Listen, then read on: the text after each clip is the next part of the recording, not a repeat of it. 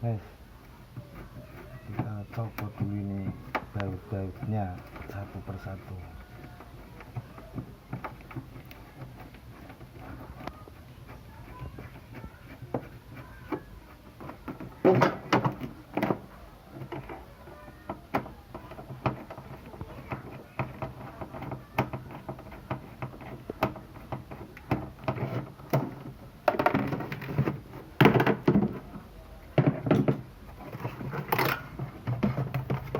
Di sini kita lihat ini ada